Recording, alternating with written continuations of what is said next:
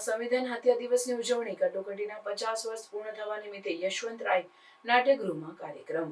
ભાવનગરમાં 25 જૂન 2025ના રોજ કટોકટી લાગુ પડ્યાના 50 વર્ષ પૂર્ણ થતા સંવિધાન હત્યા દિવસની ઉજવણી કરવામાં આવી હતી। આ કાર્યક્રમ યશવંતરાય નાટ્યગૃહ ખાતે ધારાસભ્ય જીતુભાઈ વાઘાણીની અધ્યક્ષતામાં યોજાયો હતો। કાર્યક્રમમાં વિવિધ રાજકીય નેતાઓ, સામાજિક કાર્યકરો અને વિદ્યાર્થીઓએ ભાગ લીધો હતો।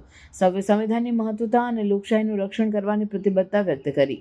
કાર્યક્રમમાં કટોકટીના સમયગાળાની ઘટનાઓ, સંવિધાન પર થયેલા હુમલાઓ અને લોકશાહી પર પડેલા સંકટ અંગે વિશેષ વ્યાખ્યાનો યોજાયા। વક્તાઓએ જણાવ્યું કે 1975માં લાગેલી કટોકટી એ દેશના ઇતિહાસમાં કાળો અધ્યાય હતો, જેમાં મૂળભૂત અધિકારો અને સ્વતંત્રતાને દબાવી દેવામાં આવી હતી।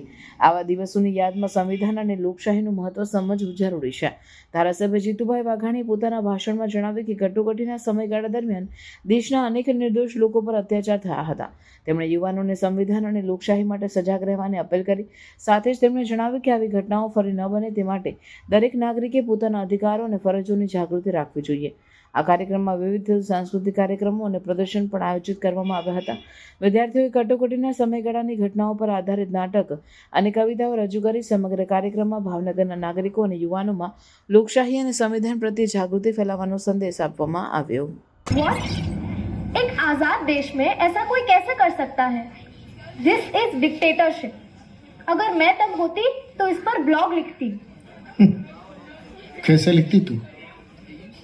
तानाशाही ने लोगों के सारे राइट्स का गला घोट दिया था। गड़े टूपो देवानो कलंकित कालखंड कटोकटी लागू કરીને તેમણે કર્યો। આજે એ સંવિધાન હત્યા દિવસને 50 વર્ષ પૂર્ણ થયા છે। વિશ્વ નેતા અને યશસ્વી વડાપ્રધાન શ્રી નરેન્દ્રભાઈ મોદીના નેતૃત્વમાં વિશ્વમાં વિકસિત લોકશાહી રાષ્ટ્ર તરીકે પ્રસ્થાપિત થયેલા ભારતની આજની ને આવતીકાલની પેઢી આ સંવિધાન હત્યા દિવસથી પરિચિત થાય, ભવિષ્યમાં આવી કોઈ કલંકિત ઘટના દેશના લોકતંત્ર ઇતિહાસમાં ન બને તે માટેની લોકચેતના જાગે તેવા હેતુથી આદરણીય વડાપ્રધાનશ્રીની પ્રેરણાથી આ સંવિધાન હત્યા દિવસ આપણે મનાવી રહ્યા છીએ।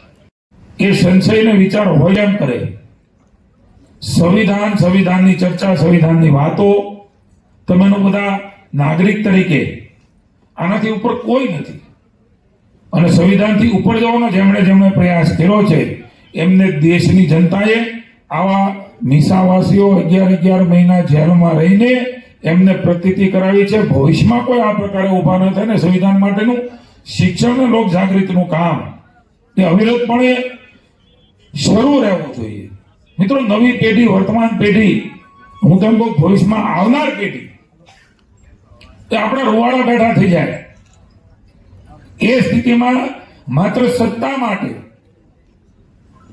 સત્તા એ લોકોની સેવા માટે છે અને આદરણીય વડાપ્રધાન શ્રી નરેન્દ્રભાઈ, મુખ્યમંત્રી ભૂપેન્દ્રભાઈ અને આપ સૌના સહકારથી ને જનતાના આશીર્વાદથી સતત 28 વર્ષથી આ રાજ્યમાં આશીર્વાદ આપ્યા।